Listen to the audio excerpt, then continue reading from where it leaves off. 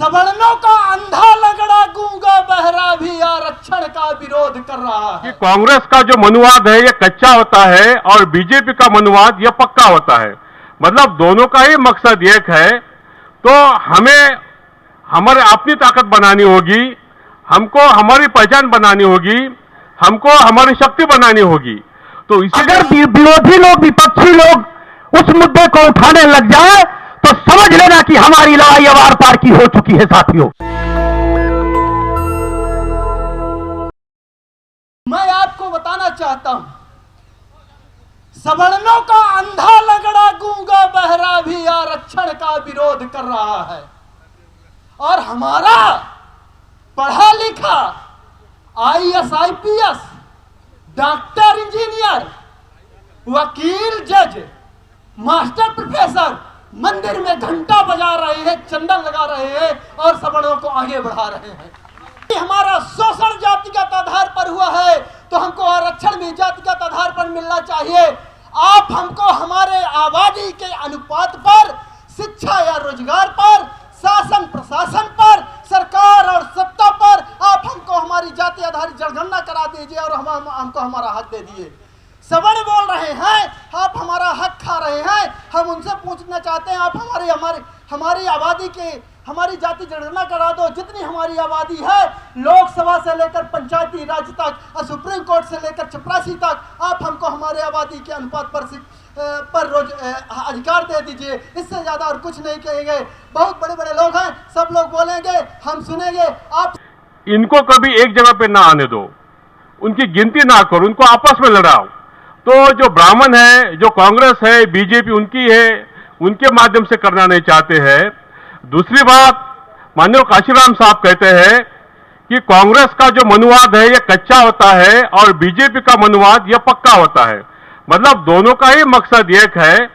तो हमें हमारे अपनी ताकत बनानी होगी, हमको हमारी पहचान बनानी होगी, हमको हमारी शक्ति बनानी होगी। तो इसीलिए आप पूरे भारतवर्ष में आए हैं। तो हमें ताकत बनाने का मामला है। हम जितने ज्यादा ये ऐसे प्रदर्शन करेंगे उतनी हमारी ताकत बनेगी। दूसरी एक बात है, आपको याद होगा गुजरात के एक सीएम थे माधवराव सोलंकी। जब उन्होंने ओबीसी को वहां कुछ आरक्षण दिया गुजरात में, तो वहां के जो ब्राह्मण थे उन्होंने उसका विरोध किया। उन्होंने अपनी दुकानें बंद रखी कई दिनों तक। तो माधवराव सोलंकी ने कहा कि भाई आप जो ब्राह्मण लोग, आपकी डिमांड पीछे लो, आपका जितना नुकसान हुआ हम उसकी भरपाई करेंगे।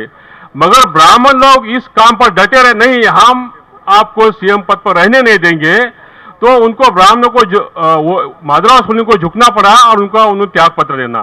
तो कहने का मतलब है कि अगर हमें बड़ी लड़ाई लड़नी है, हमें आने वाली पीढ़ी की लड़ाई लड़नी है, तो हमारा जो मानसिक है ये बहुत स्ट्रांग होना चाहिए, मजबूत होना चाहिए। हम जितने ज्यादा मजबूत होंगे। और वामन मेश्राम साहब इस बात को कहा करते थे कि हम जिस मुद्दे को उठा रहे हैं, जिस दिन अगर विरोधी लोग, विपक्षी लोग उस मुद्दे को उठाने लग जाए तो समझ लेना कि हमारी लड़ाई अब आर पार की हो चुकी है। साथियों, और आज मजबूरी उनकी बन चुकी है। मैं धन्यवाद देना चाहता हूं माननीय चौधरी विकास पटेल साहब को और वामन मेश्राम साहब को। साथियों, लोग कहते हैं कि अगर अभी तमाम मीडिया के साथी पूछ रहे थे कि अगर जाति गणना होगी तो भेद होगा, नुकसान होगा, दरार होगी, तो मैं कह रहा हूं आज नरेंद्र मोदी जी को संबोधित करते हुए, अगर वो अपने आप को पिछड़ा कहते हैं तो मैं कहता हूं अगर उनको ये आइडिया नहीं है तो धर्मेंद्र चौहान एडवोकेट ये आइडिया दे रहा है कि जिस तरह से 12 बजे रात को अध्यादेश ला करके उन्होंने 1000 और 500 की नोट बंद किया, अगर वो सरल शब्दों में जानना चाहते हैं तो अध्यादेश लावे और जारी कर दे कि कल से इस भारत में जाति प्रमाण पत्र नहीं बनेगा और शिक्षा की एकल व्यवस्था लागू हो जाएगी। हमको इसकी आवश्यकता नहीं है, सरल शब्दों में। मगर साथियों, नरेंद्र मोदी जी मुख नहीं मुखौटा है। वो आरएसएस के अभी वामन मेश्राम साहब भी कहते हैं कि रखे हुए हैं, उनके पास ये ताकत नहीं है और हम लोग जानते हैं कि उनके पास ताकत नहीं है।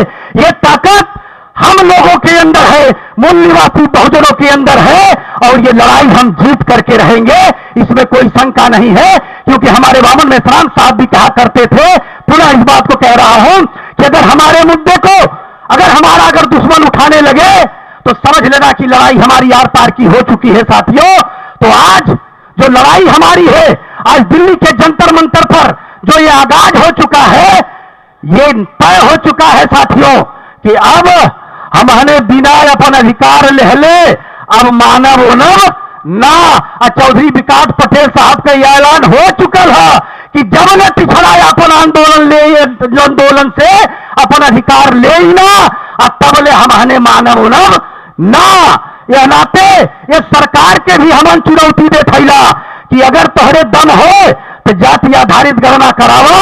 हम जानते हैं कि तोहरे पल्ले दम ना है, ये अधिकार हम हना लेवल जाई, आई लड़के लेवल जाई, ये मैं कोनो दूर आना है साथियों। आय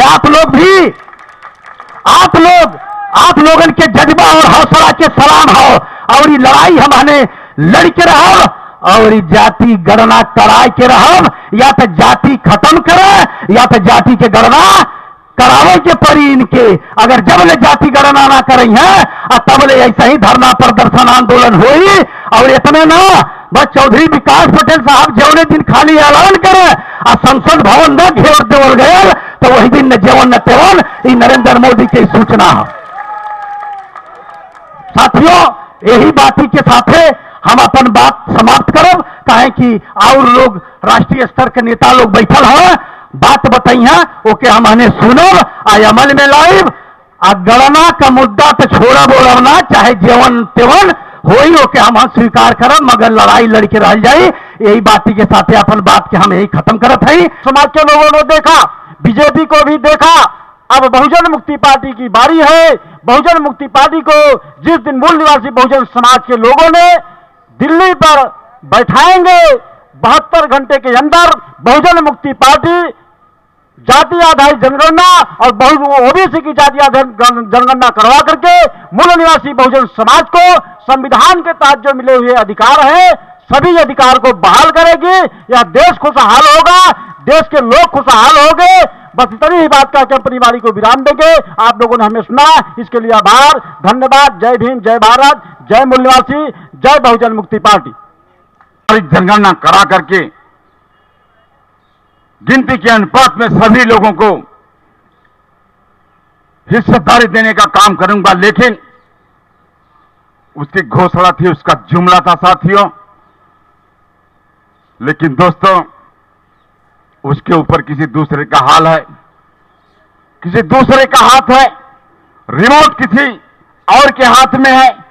वो नहीं बोल सकता। बयान हल्फी में भी लिख करके दे चुका कि मैं जात आधारित जनगणना नहीं करा सकता, और मैं संसद में बैठे उन ओबीसी नेताओं को भी कोसता हूं कि जो वोट केवल पे, जो हमारे भाइयों को वोट लिए, ओबीसी और एससी का वोट लेने के बाद तुम संसद के अंदर गए और हमको आश्वासन तरह तरह का दिए कि हम जाकर के आपके हक और अधिकार की बात करेंगे, लेकिन वहां जाकर के जीरो हो गए। ऐसे लोगों को माननीय विकास चौधरी, अनिल वाने साहब, चांद मोहम्मद साहब चिन्हित कर चुके हैं। आने वाली समय बहुजन समाज के लोगों होगी, आपके सत्ता में बहुजन मुक्ति पार्टी जब आएगी तो आपको जो है कि 70-72 घंटे के अंदर जात आधारित जनगणना करा करके आपको हिस्सेदारी देने का काम करेगी। मैं वादा करता हूं प्रदेश अध्यक्ष होने के नाते। साथियों, कहीं अंधेरा तो कहीं शाम होगी, कहीं अंधेरा तो कहीं शाम होगी। मेरी हर एक खुशी जात आधारित जनगणना के साथ होगी। कभी भी मांग कर देखना, आए मूल निवासियों, ओठों पर मुस्कान और हथेली पर जान होगी, हथेली पर जान होगी। इसी चंद शब्दों के साथ मैं अपनी बात समाप्त करता हूं और निवेदन करता हूं कि कल ताल कटोरा स्टेडियम में बहुजन मुक्ति पार्टी का राष्ट्रीय स्तर का दूसरा अधिवेशन है। आप लोग बढ़ चढ़ करके हिस्सा लेंगे। इसी के साथ जय भीम, जय भारत, जय मूल निवासी। नेशनल दस्तक की आपसे गुजारिश है कि अगर इसको बचाना चाहते हैं तो नेशनल दस्तक को सब्सक्राइब करने के लिए रेड कलर के सब्सक्राइब बटन को दबाएं, फिर बेल आइकन की घंटी दबाएं। नेशनल दस्तक को बचाने के लिए बहुत जरूरी है कि हर खबर को शेयर करें, लाइक करें, कमेंट जरूर करें।